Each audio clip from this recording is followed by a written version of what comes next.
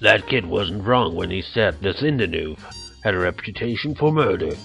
In fact, he probably already knew what was going to go down on that Zeppelin, because there was a murder on the Zinderneuf.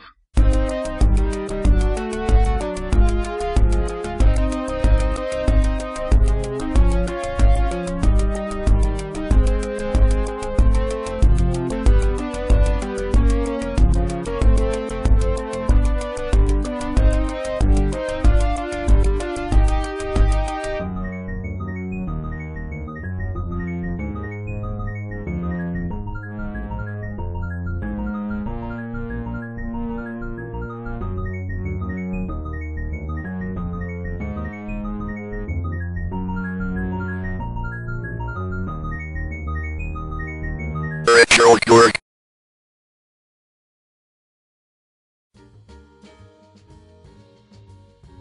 The year is 1936, and you're one of the most famous crime solvers in the world.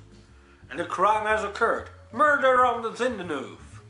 One of the 16 passengers was just found dead, and we only have 12 hours to find the culprit. Unfortunately, I can't shine, because I feel more or less like a stowaway, thanks to the Germans who sold me a ticket when the airship was already fully booked. But there are quite a lot of famous crime solvers aboard. Well, first off, a little warning. These crime solvers are obvious spoofs of characters, or real people even. So who's there? Harry Hacksaw, also known as the man with the loose gun. Humboldt House, who likes to play the violin, and he solves crimes quickly with his mind and logic. Inspector Clotso, dense Frenchman. He has no style and luckily often gets the culprit. Agatha Marbles. She's a sweet old lady. But sometimes, for tea, she serves justice. Lieutenant Cincinnati. He always comes back with one more question, and he doesn't seem to see straight. Cherokee Flair, well, let's just say that a man once confessed a crime just to meet her.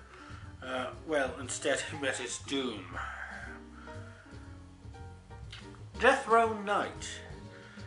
A man almost everyone thinks has connections to the underworld. He's just too good getting into the criminal mindset. But then he's good with society as well. And finally, Achille Merlot. Probably Belgian by that name. Strangely enough, he works best in chaos, but he's kind of a snob, so to say.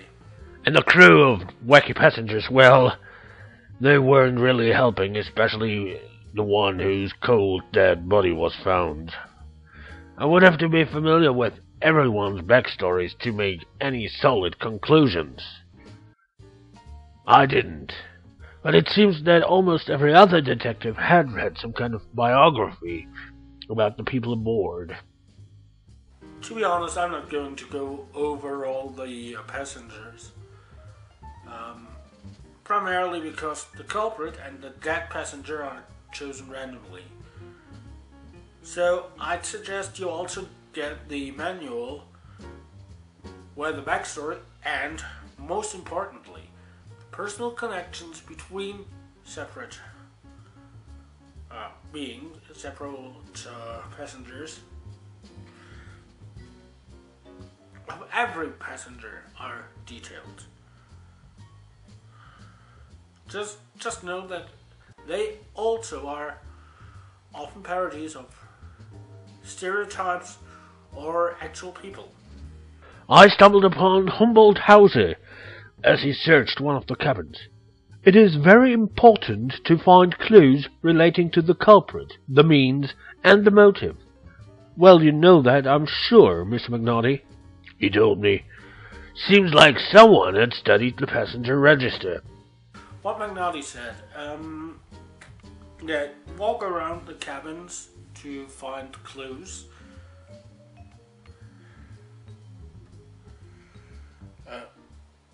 A bit of red carpet, a few red carpet fibers.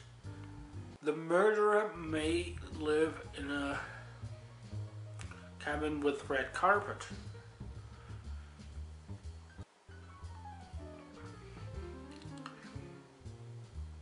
Some cigarette remains. Well, he's probably a smoker, or she's probably a smoker. Also, there's a motive clue here, a motif clue, which will show you why all that happened.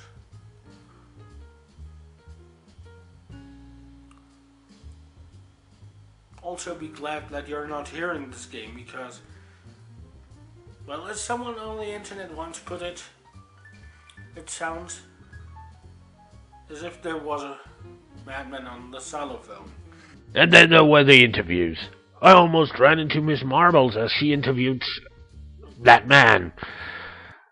I noticed that she was most successful when she was sweet and nice. When she tried to threaten him, well, he just shrugged her off and didn't want to talk to her anymore.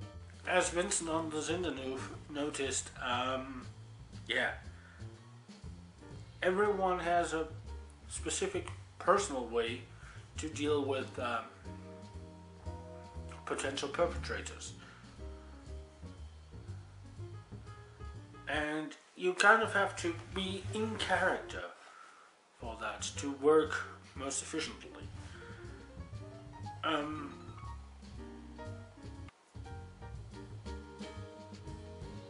However, some of the suspects need to be kind of pushed.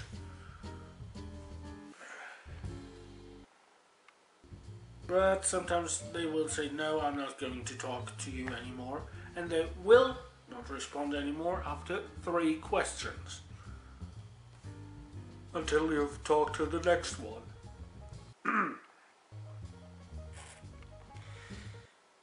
And theoretically, you can accuse each and every one of them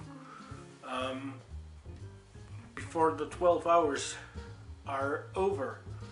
But that doesn't make too much sense because, let's face it, you need to talk to these people, and if you, well, get them angry because you accuse them, you have no chance of getting more information from them. So only accuse them when you have enough evidence backing you. Because if I killed someone and you said, hey, you killed someone, and I said, prove it, and you can't, well, I'm not going to say that I did it, do I? When the 12 hours have passed, of course, the Zinderneuf reaches New York and you have one last chance to name a culprit. Oh, and you can abort the entire game by pressing Q, which then jumps straight ahead to landing in New York. And anyway, the real culprit will reveal himself or herself and give you the reasoning behind the murder. Now I was back in New York, the criminal behind bars until the trial, but one thing was still on my mind. Now, where do I get a good drink?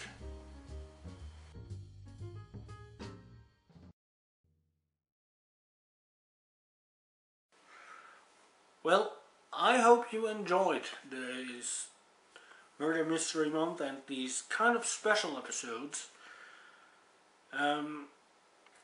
Well, next time we're going back to the more or less standard formula. Unfortunately, Murder Mystery Month has to end somewhere. And next time I'm going to talk about Platoon. Yes, there's a game for that movie too.